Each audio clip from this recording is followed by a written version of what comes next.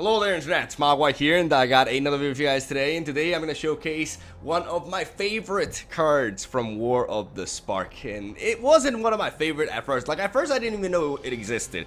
But before we're going to hop onto the deck, I'm going to give a huge shout out to PokeAimMD. They did a podcast. They have a podcast series called the Lock Podcast, and I was actually a part of it.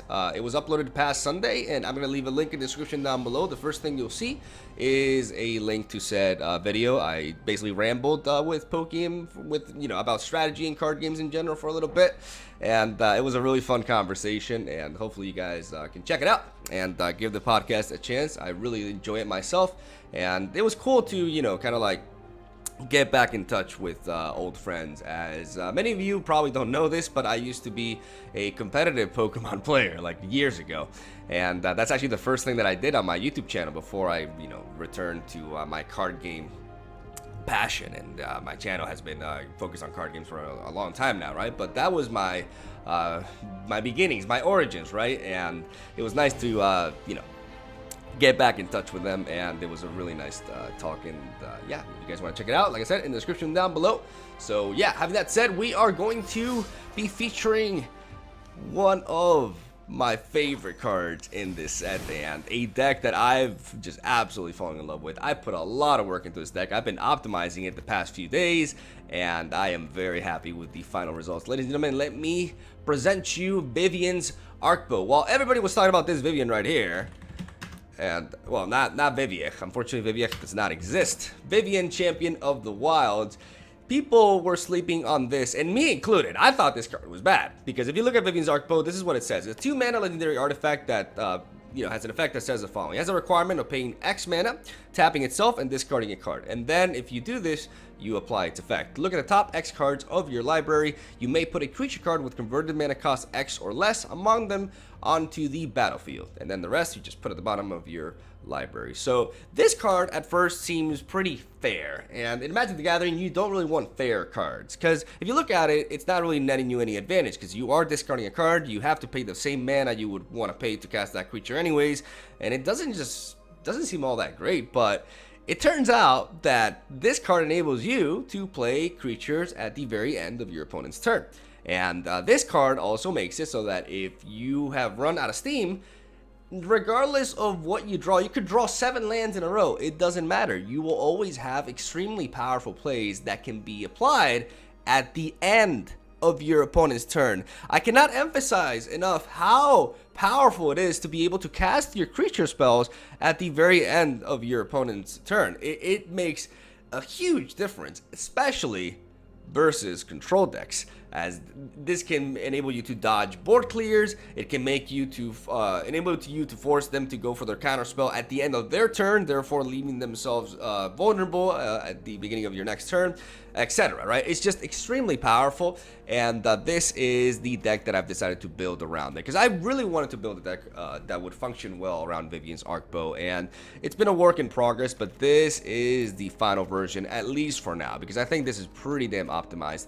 We have a Gruul Stompy sort of list that can go rather quick and be aggressive, but also have a very menacing late game with a big, a big pool of absolute just powerhouses in general, right? We have 4 Land of Elves and 3 Pel Collectors as our 1-drops. We have Zorta Goblin and 3 Gruul Spellbreakers as our 2 and 3-drops. We got a busted 4-mana slot here, which is comprised of Rekindling Phoenix and Nullhide Ferox as a 4 of each. Basically, the idea is to have our 4-mana play be absolutely broken, and that can be accomplished by either casting a 4-mana flyer that almost never dies, or a 4-mana 6/6 with Hexproof. That just overpowers anything your opponent can potentially play at that point in the match, right? So this is very, very strong. Our turn 4 is really strong, but our turn 5 is even scarier, as we got the board god himself, praise be Lord Illerk, a 5-mana 6/6, 5/5, like come on, a 6/6 with trample that can enable you to play something from your hand as you're attacking and have that attack too. So obviously the dream is to get Galta Primal Hunger summoned from Raiseboard here, just smack our opponent for about 1 billion. And then we have 3 copies of Skargan Hellkite. You may be asking yourselves, why am I not playing Ronus in this deck? The reasoning is, I was at first, but Ronus actually does not work well with Vivien's Arkbow, because I don't want to play Ronus at the end of my opponent's turn, because Ronus has an effect that, you know, boosts everything as he comes in. So you want to play Ronus on your turn so you can get a huge hit off on your opponent. But with Vivien's Arkbow, I want units that can be really impactful if I can sneak them in at the end phase, right? And obviously, sneaking in the board god himself is fantastic because you want to get him in out of harm's way, and at the very end of the turn, and then have him attack you know, without a worry in your following turn, right? And we have Skargan Hellkite instead as a 3-up because Skargan Hellkite is really solid. On his own, he can be a 4/4 flyer with haste that can enable us to finish off the opponent potentially. And with Arkbow, we can play him with the right effect as a 5/5 and have not only get a 5/5 with flyer on the board at the end of our opponent's turn, but also enable the ability to be activated with the 4 mana, right, to deal extra damage potentially. So this is the deck list right there. I also like Domri. God damn, my phone is like always vibrating during these deck lists. Oh shit. Okay, it's not broken. Yeah, I have to put my phone away because every single time like I start recording, it just starts vibrating, and I just got really thrown off. Yeah, I was talking about Domri. So Domri is really good in this deck because against mid-range matchups, he puts in a lot of work, as the -2 can enable us to remove specific creatures that, you know, we won't have any trouble bullying because we have very big dudes. Especially works really well with No Hide Ferox if we play this on turn 3 and this on turn 4.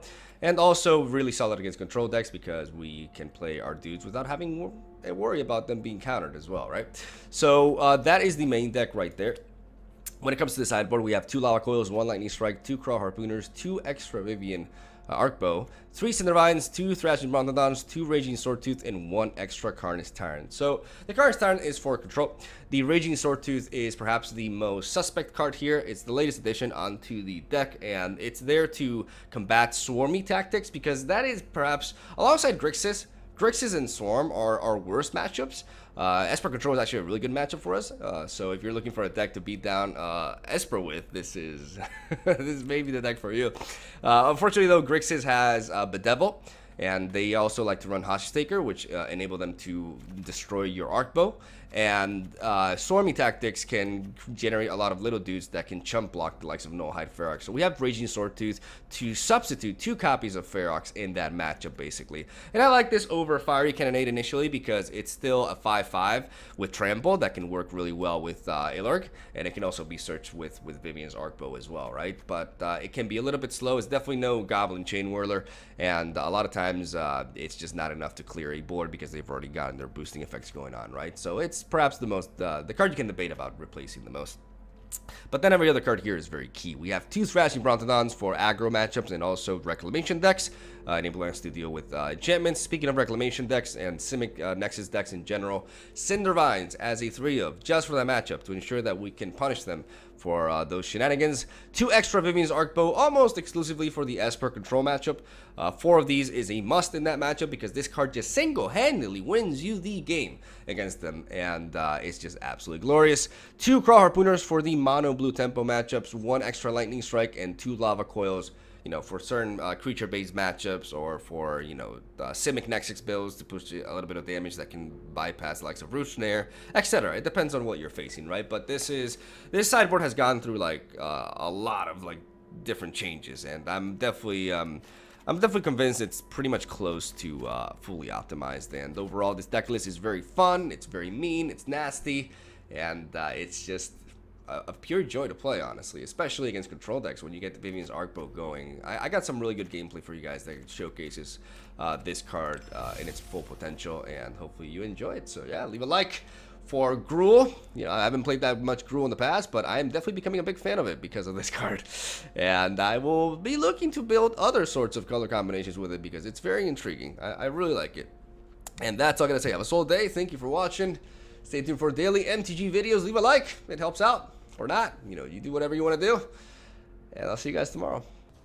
Isn't the new Vivien Planeswalker a better version of the Arkbow? See, I thought that at first too, and it turns out it's the other way around.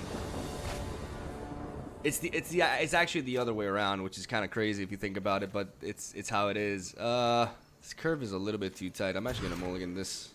Okay, that looks better. That was a bit too heavy.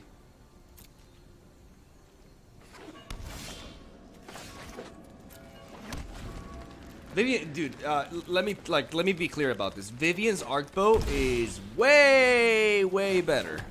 Way better. We're gonna put the 3/3 because we don't want to be vulnerable to Moment of Craving. If he has a cast down, he has a cast down. But we don't want to die to Moment of Craving, basically.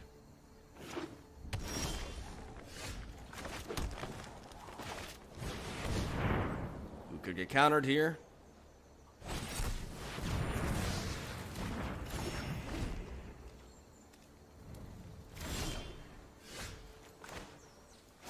Could easily have more counter spells, so we're gonna try to play you.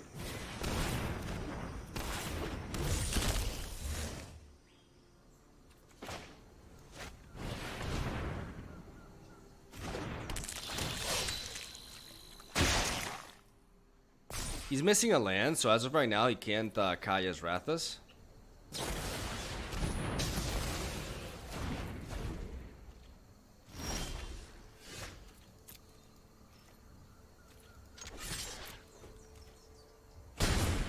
And now we're gonna try to Phoenix.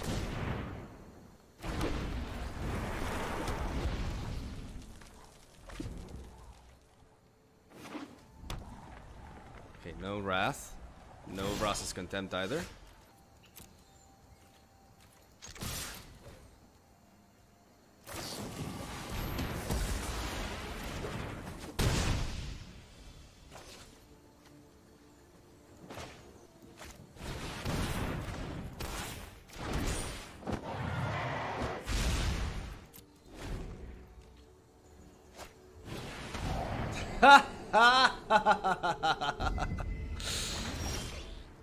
Bitch!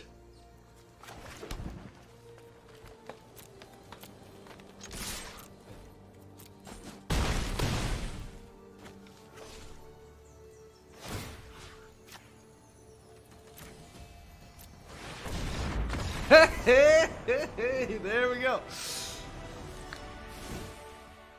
Alright, so now we want to add in a couple of Vivien's Arkbows. The Carnage Tyrant. We don't really want the Cindervines in this matchup.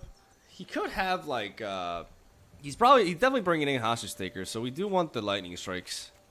I think we do want Craw Harpooners over some Goblins here. Or at least over the Pelt Collector a little bit.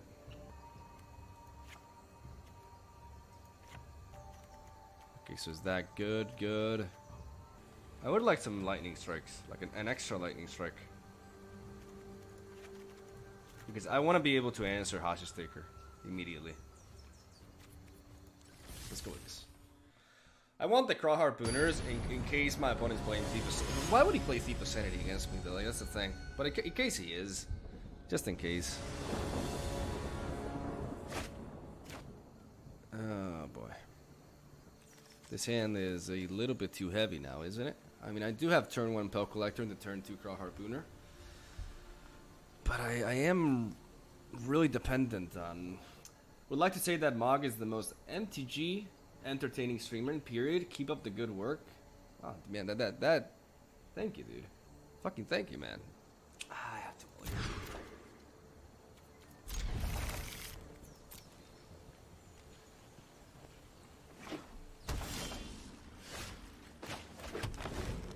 I hope he doesn't Thought Erasure here. I really hope he doesn't. Okay.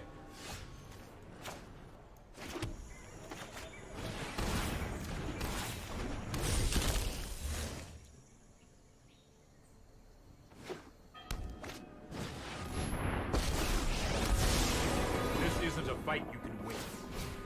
I've got time. Why would he play Teferi against this?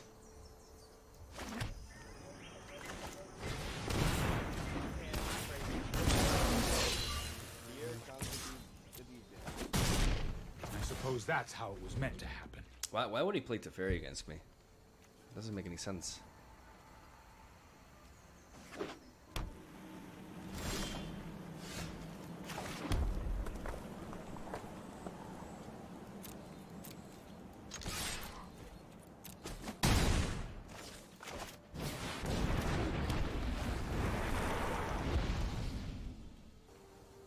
Why would you bring the... Why would you not sideboard this out? This is not the matchup for Teferi Time Traveler. Or Time Raveler, whatever. I mean, if he has Kaya's Wrath, I don't care. Like, I keep the, We need to move quickly.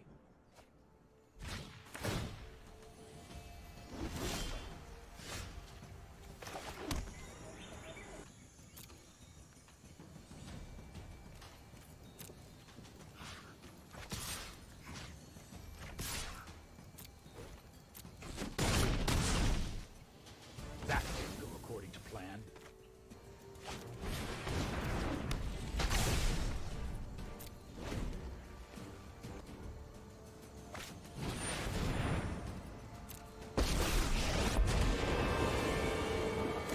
Right on schedule. Hurry!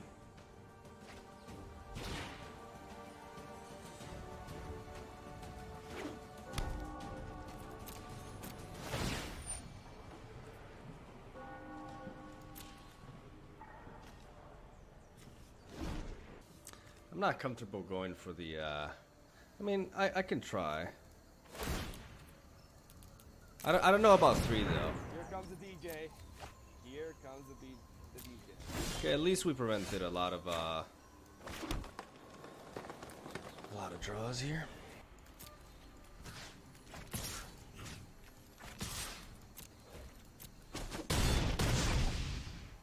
You just let me know if you're up for round 2.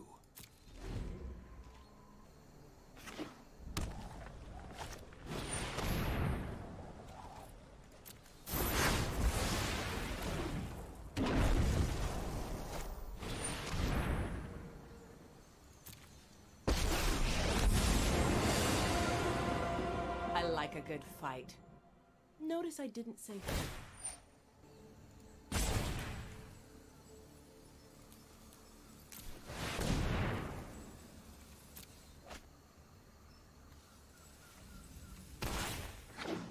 hope you said your goodbyes already, but not forever. Me off my mortal coil.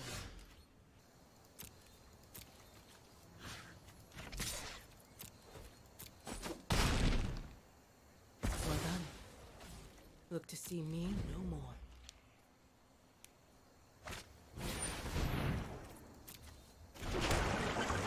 Alright.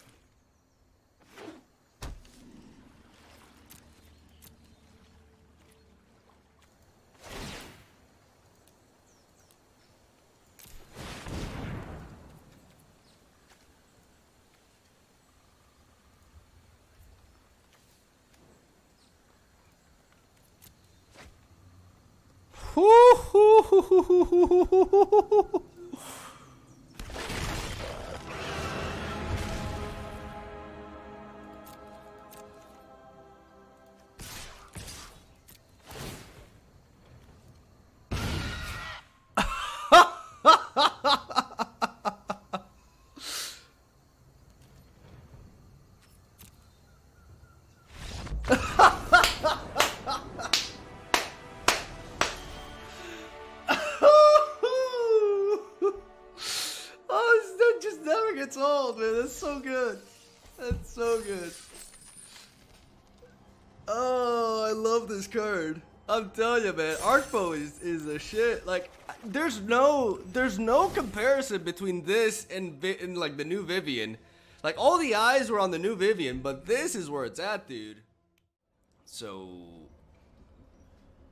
yeah, definitely should have done things differently. I'm gonna keep this hand. It's really heavy land-wise, but if we're facing Esper control, for example, then all we need is to find Vivien's Arkbow, and then we actually like benefit from having all of these lands, right? I'm afraid this could be Nexus again. But if that's the case, we are prepared. We got to try to be as aggressive as possible, so this Crawl Harpooner will help us do that a little bit. Unfortunately, we have no turn 3 play, which is really key here.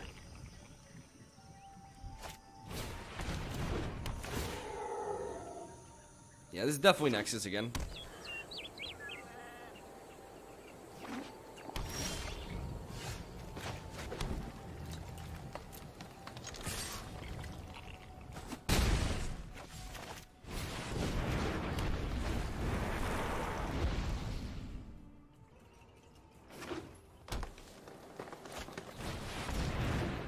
we go.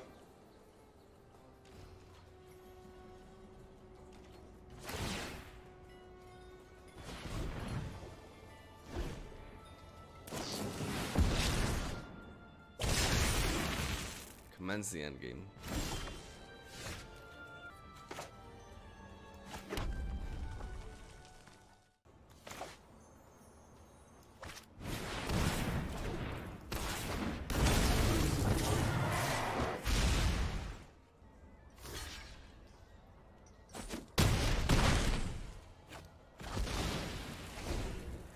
It seems like he's gonna be able to stop us here. I was thinking about if there was like any way, any sequencing I could do to set up lethal, but it's just not available to me, so I got to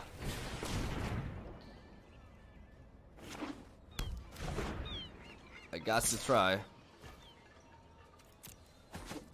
Alright, that means he has a Nexus.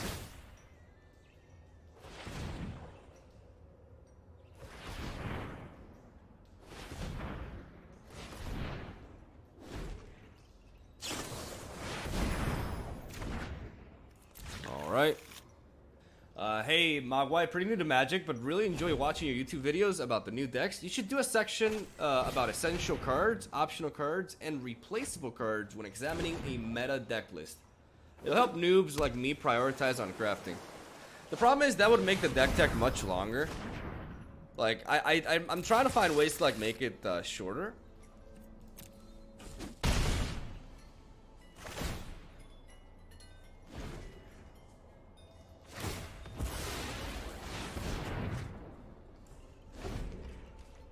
Alright, let's see if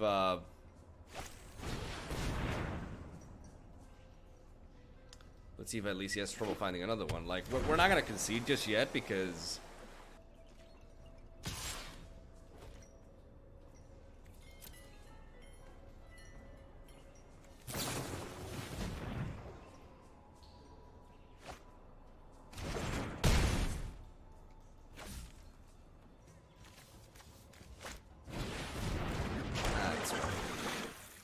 if he has another Nexus here, then we're just... This is gonna be really unfortunate. Does he have another one? Okay, so I guess he got the nut draw. What are you gonna do?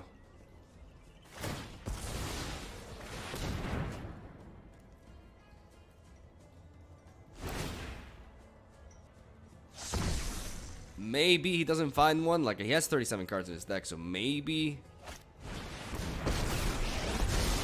Okay, that doesn't. Keep an open mind. All right.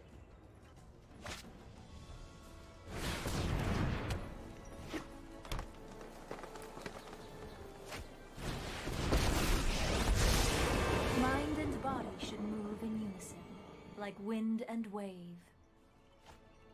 Alright, so it's hard to believe you will find it Put here. thoughtfulness before action.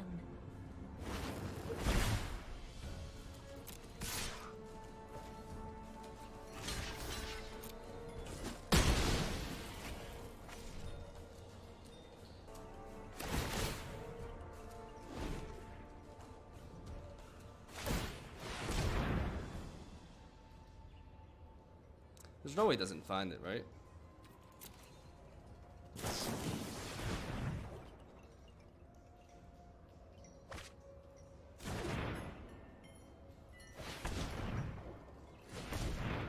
And even, like, the only case is he somehow doesn't find it with his next Ascanta pull, which I just think is kind of, like, impossible. Yeah.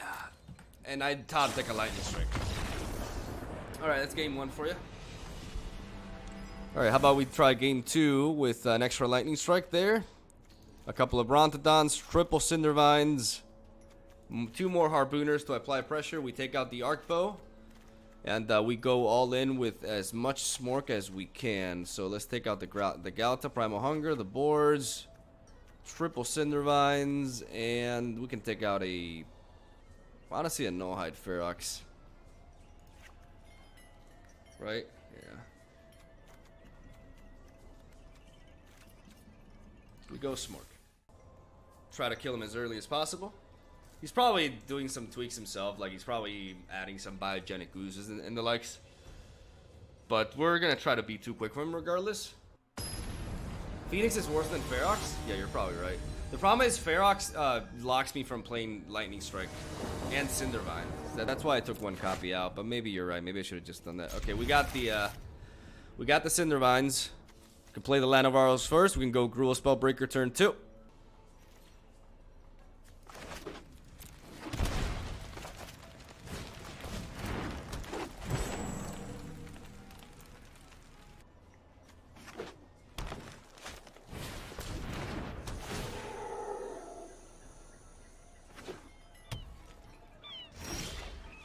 Sit at my table and let's drink. For every day I catch your stream while I'm in Australia, I will pay you hard cash. Will there be a YouTube video of your Sultai Flash deck? The Sultai Flash deck didn't work out too well. Oh, dude, again! God damn it. I don't think he's gonna be able to counter me. Give me a second. I'm gonna go with another one, I think.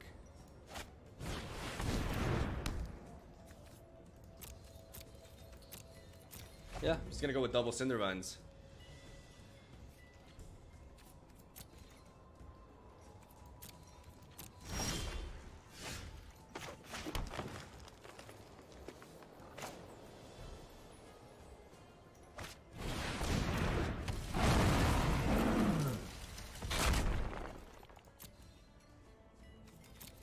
It turns out the Grazer is actually really good. Dude. Like I said, the Sultai Flash deck just didn't work. Like, I'm just not too content with it, to be honest.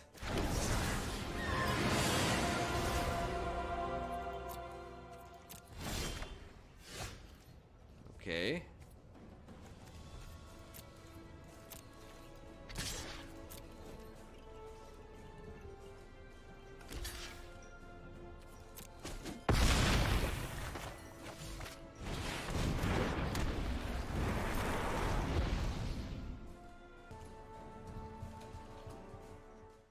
Yeah, definitely taking out a Phoenix for a no-hide Ferox. Ferox just is a big pile of stats that he needs like a bunch of creatures to deal with properly.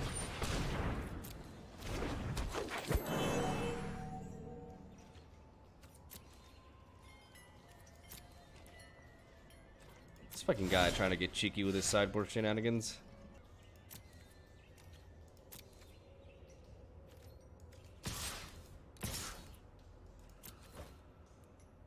I should have played this too.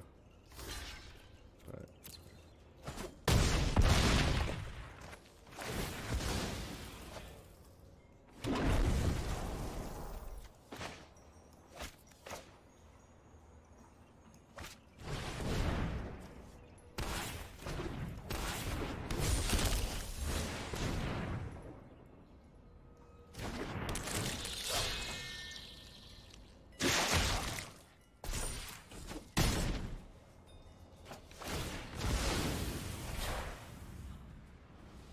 I'm gonna go super aggressive.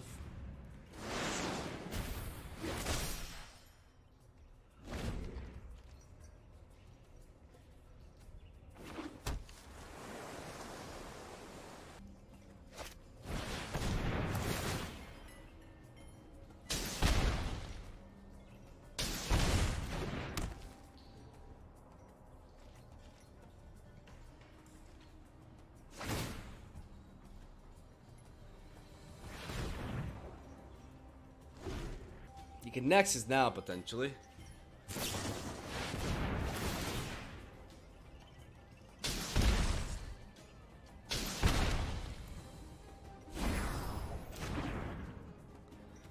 Perhaps playing the Gruul Spellbreaker was a mistake.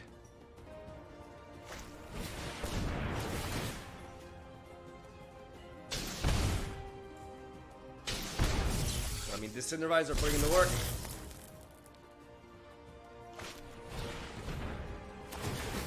I mean, be my guest, buddy. Right, he's got 3 more spells to go. You can't play a creature now.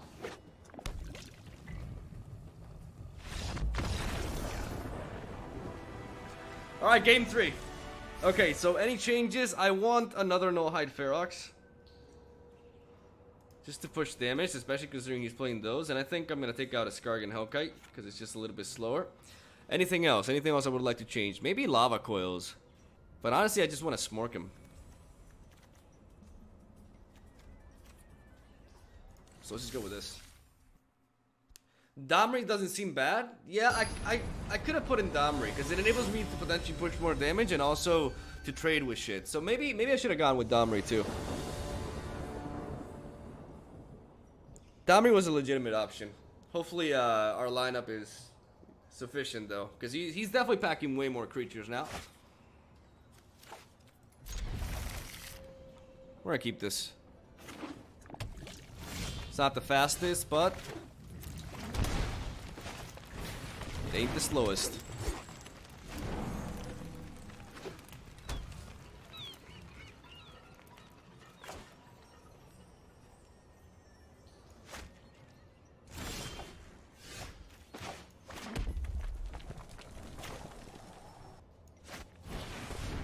I'm gonna play Pell Collector.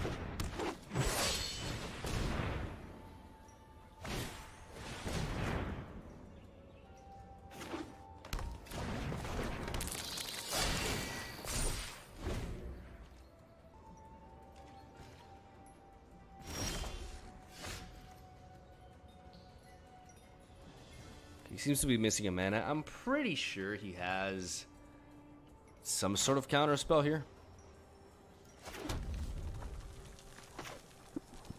So I don't want to play the Brontodon, I want to play this.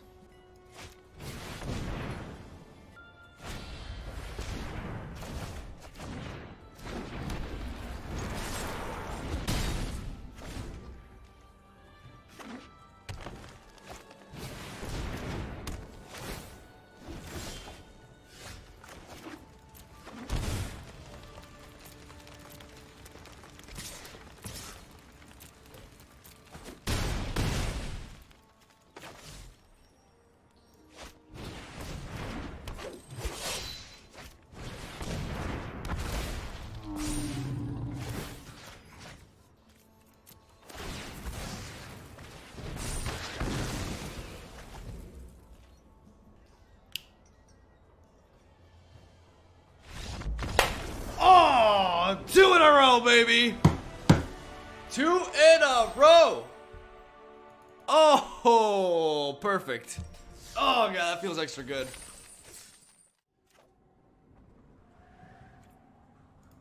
All right, I'll keep.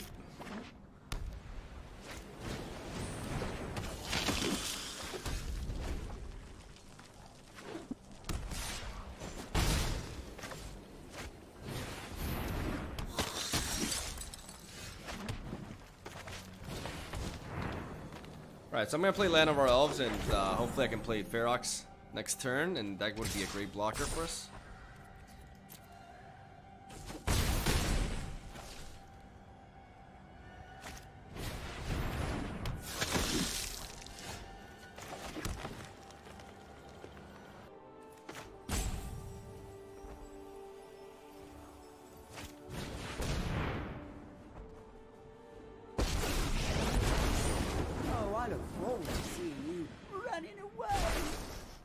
What's that? Something smells rotten. Wait, that might be me.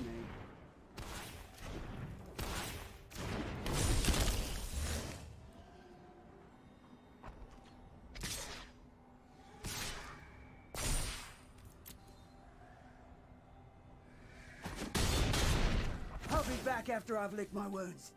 You'll see. Basically, that buys me a turn. And I have another one in hand, so I can... Now I have a unit to use to block, to fight him with. I think I'd rather... I can't Phoenix. I have to play this. I can use this to fight that. Or I could play Phoenix directly. I could also play Ferox. Like with this, basically, I remove that. At this point, I have to play Ferox.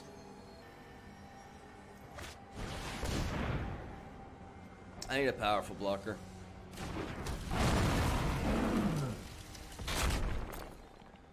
I need to stabilize. He's spread out a lot. I mean, Wayward Swordtooth is Outstanding in this sort of matchup. Ah, shit.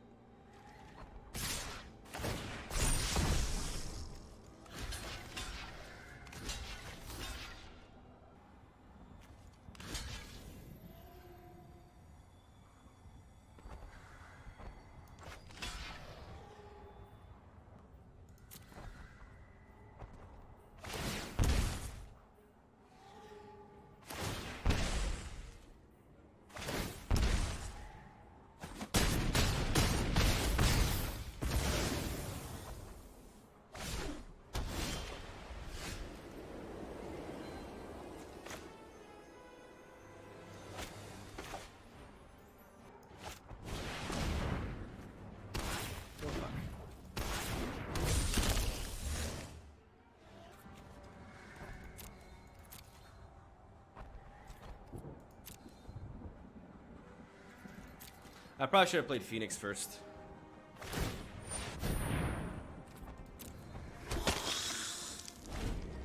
But I mean, this is like kind of invulnerable to I mean, it makes it harder for me to play that.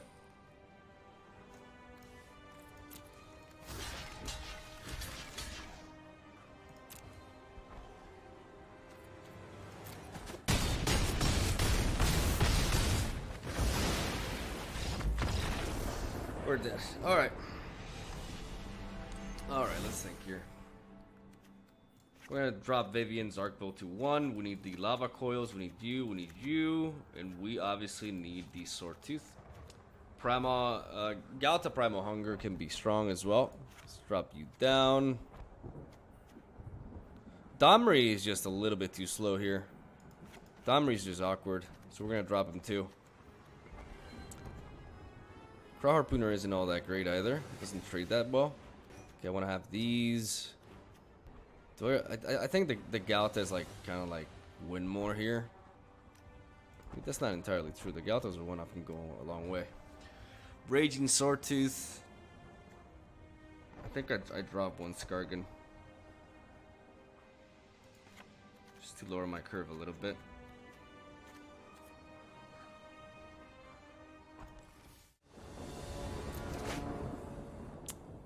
Fuck. Alright. Well, that'll have to do. We'll keep that there. Super Statics, thank you for subscribing, dude. Thank you for the prime, man. Okay.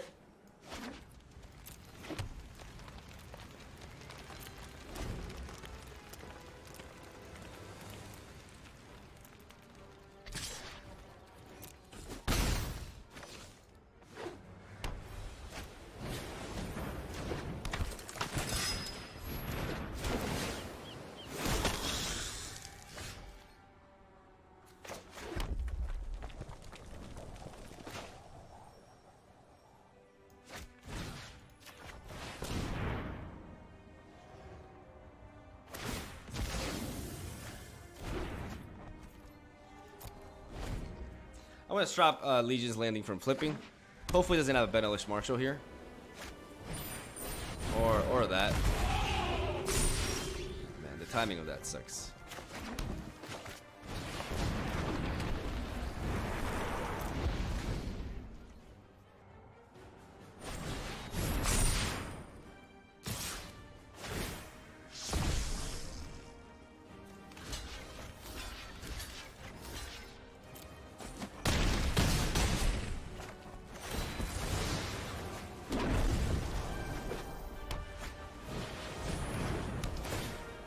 God damn it.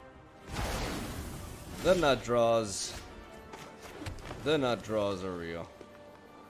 We're pretty fucked here. No matter how you look at it, we're pretty fucked.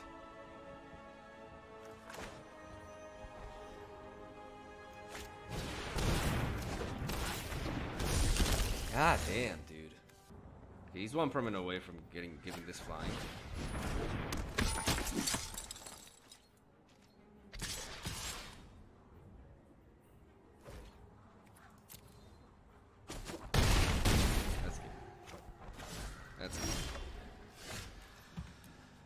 We got nullified. I mean, the problem with Raging Swordtooth is that it's a little bit, like, a lot of times it's just too slow.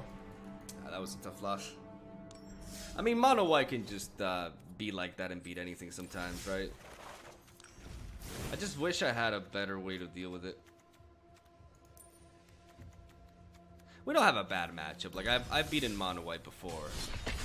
Like, it's not really a bad matchup. It's just that if they get the nut draw, they get the nut draw. Like, the guy had everything. He had not only the key turn for the Unbreakable Formation, but also he had the Baffling End to get rid of the Phoenix, getting rid of one of my blockers. Because otherwise, like, the Phoenix just constantly stops the...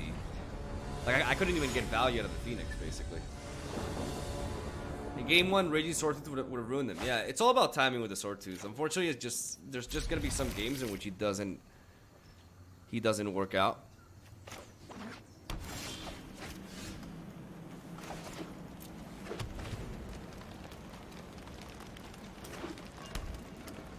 Thought Erasure. Alright, let's see what he takes. Phoenix if I were to get. Yep. We'll go Mountain. +1 to play around Moment of Craving.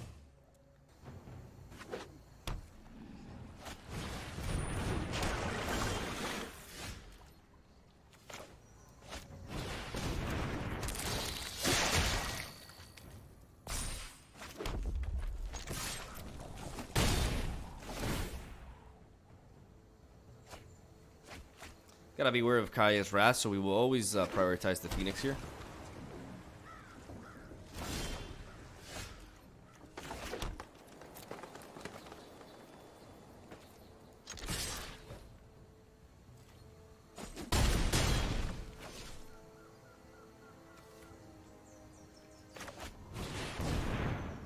See if he has a counter spell. Alright.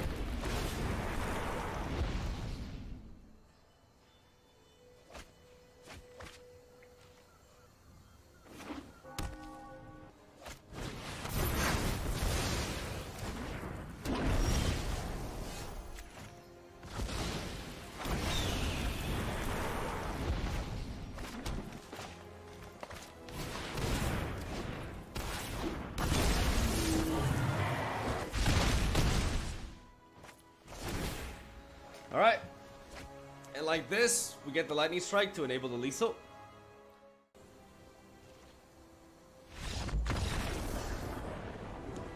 Alright.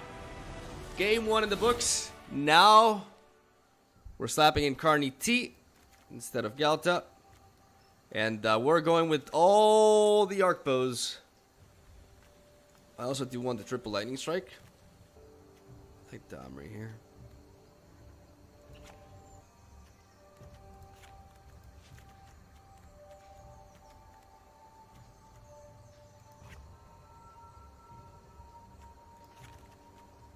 I think lowering down on Land of Elves and Pelt Collector is the correct play. We want to play the long game. I'll see, maybe like triple. Okay, like we want to make sure. I mean, we have a lot of tools though to. Let's go with this. This is a good mixture of Smork.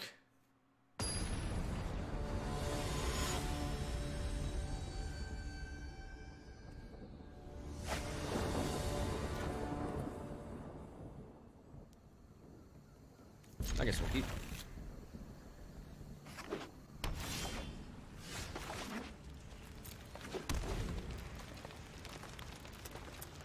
Thought Erasure on curve again. Alright. Thought Erasure.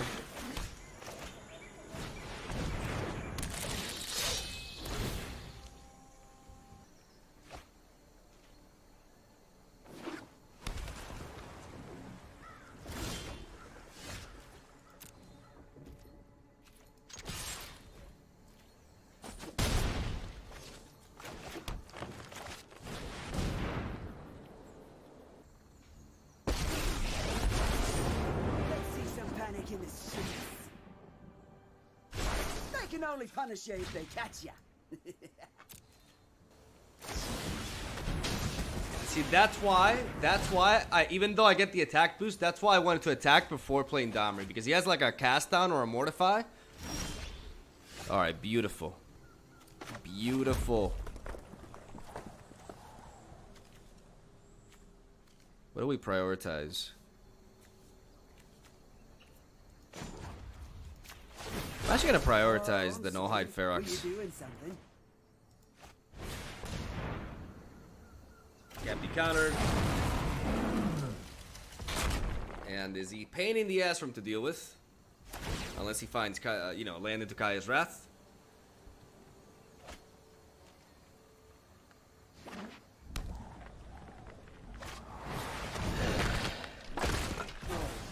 I'll just see myself out then. Ooh. In order to deal with this, he needs to Kaya's Wrath, so I don't want to play more on the board. The question is, do we play Domri or do we play Vivien's Arc? I think we definitely play the bow.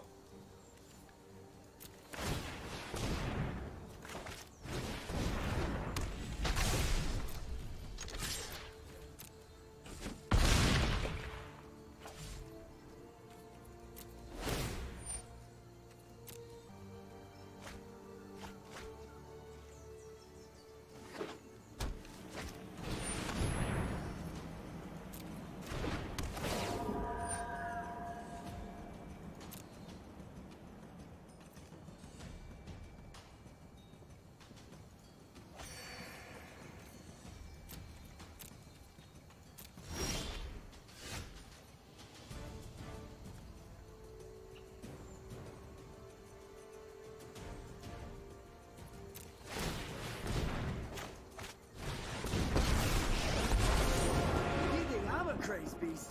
Where do you see my mates? When I'm finished here, there'll be nothing left but dust.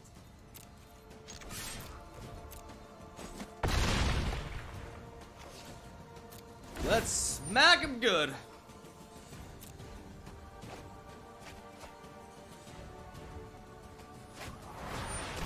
Oh,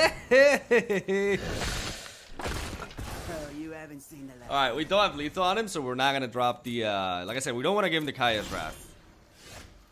This looks pretty tight. But I'd rather just do it this way.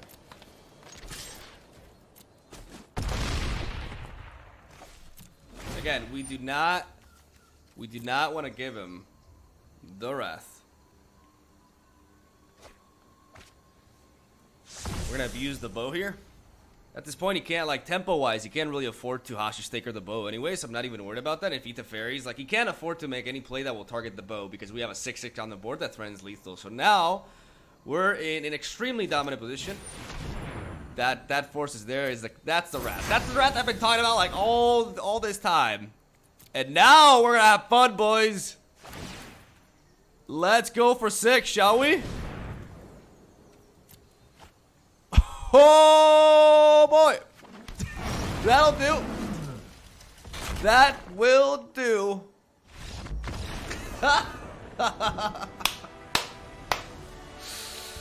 Oh, feels nice to get some bow action.